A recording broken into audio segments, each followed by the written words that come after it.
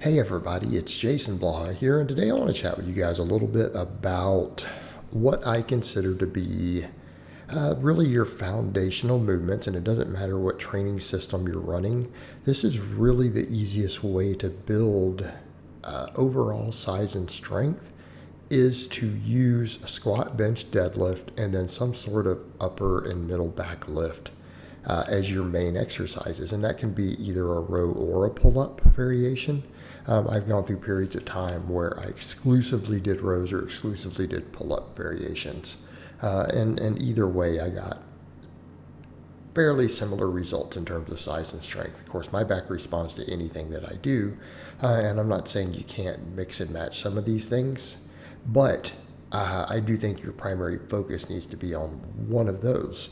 And the reasons I say this, people will say, well, you're just saying that because you're a power lifter. And I'm like, but it's not because I'm a power lifter and because I coach powerlifting and strength coaching. I use the same approach to my field athletes, my combat athletes, everything else.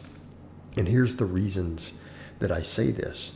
The reason we use the big three and should use the big three is because of the simple fact that we have so much data on them. Powerlifting is the single most popular and largest strength sport. Therefore, the big three are studied enormously. There are thousands of coaches who understand these lifts on a very deep level biomechanically, who know how to work the technique on them for lifters of different ratios and levers and moment arms, ratios of arm versus leg length versus torso and stuff like that. Okay. There is enormous amounts of data on them. There's also enormous amounts of scientific data on these three, ranging from hypertrophy studies to EMG studies on biomechanics. These are very, very, very well understood exercises. We know how to coach them. We know how to program them. Incidentally, these three movements combined together easily work 90% of the muscles in your entire body. 90% of the muscle mass in your body can be trained with these three movements. Okay, so accordingly, it makes a lot of sense to use them. And when I say this, I don't mean they're the only things we should be doing. I'm saying they should be the cornerstones of our training. And then I would have a pull-up or a row is the fourth cornerstone. And you know what? I think that last one can really depend upon where you're at in your training, what you're trying to get out of your training, what phases you're in, maybe individual biomechanics of a lifter. I think that one has the most variation because we don't have as much data. These are both different but very useful lifts for the same muscles. And I'm going to go so far as to say that if you really focus on these four movement patterns, and like I said, that fourth one, you really have an option there, you're going to build a very respectable size and strength base. Going to build a respectable strength base. Now, when I say this stuff, people are then thinking that I'm a minimalist, but it's like, guys, look how many lifts I use. Look how many lifts I program for my clients. Hey, I'm not. I would never suggest this is all we need. I would go so far as to say that once we're out of the novice phase, you really, really aren't going to be able to get away with it less than about 8 to 10 lifts a week. Okay, so let's be clear there. You're probably not. You'd like it if you're trying to maximize your muscle mass. And then when we start talking maximizing strength, avoiding overuse, we rotate a lot of max effort lifts. But you guys will notice I train a lot of variations of these movements, and I recommend that because we're still training that movement. Like just in this clip alone, you've seen me use 2 different bars to deadlift. All right.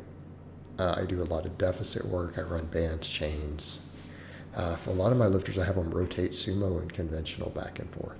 All right, squatting, I rotate bars a lot. Different bars have a different strength curve. Benching, I train both closed grip, I train wide grip. A lot of times you'll see me train incline, floor pressing, and actually push those for progression. Okay, but we don't remove our staple lifts. We keep them in there. At the moment, while I'm making this video, I'm back over to just focusing on rows. And I don't want to get into why so much as I tend to get overused really easily on pull-ups because I like to do pull-ups. and I don't know when to quit on them, and I tend to eventually accumulate injuries from them if I'm not careful. Rows, it's totally different. I've never experienced an overuse issue related to rows, and it just has to do with my personal physiology, because I don't mind coming in and doing tons of volume on stuff like that.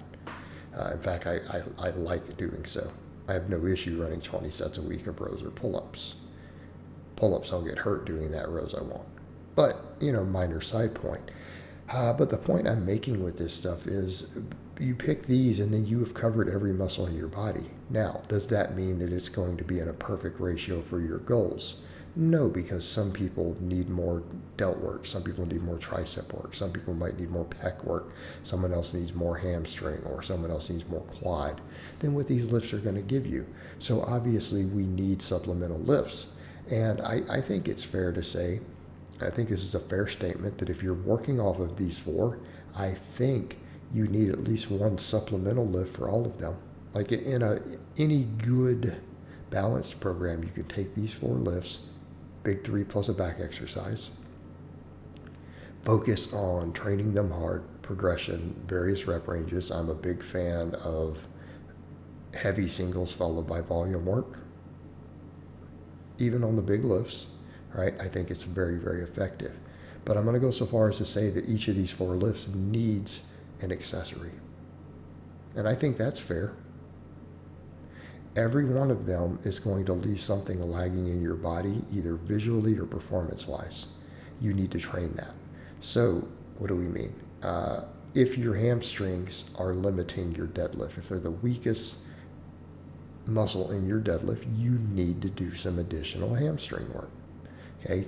Now, I didn't say that needed to be a multi-joint or a single joint, because it could be a leg curl, it could be a glute ham raise, it could be a, Romanian deadlift. It could be a good morning.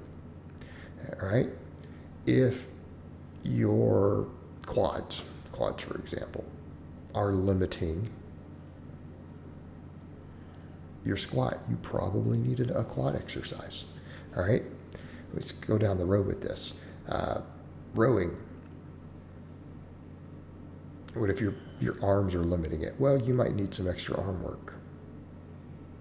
Okay. Benching. There's a lot of stuff that can be weak on the bench. It could be pecs, it could be delts, it could be triceps, it could even be your upper back. Okay. Well, if you've got a weak link there, you obviously need to be training it more. So if your triceps, for example, are the weakest link on that bench press, you probably need to be doing some extra tricep work. Okay. If your pectorals are limiting it, you probably need to be saying, hey, what can I do for additional pectoral work as a second exercise? And I think that's a good approach to take when we're going to work out these four movements. Even if we're going to train a conjugate system, which I'm a fan of and put a lot of my clients on and run frequently myself, we still are looking at it from that perspective. So for each of these four things, you still probably need a second exercise to bring each of them up. So at minimum, I think you're going to need to train at least 8 movements, just my opinion. All right, guys, but that's really all I have to say on that today. I hope it's been informative, and I'll talk to you guys next time.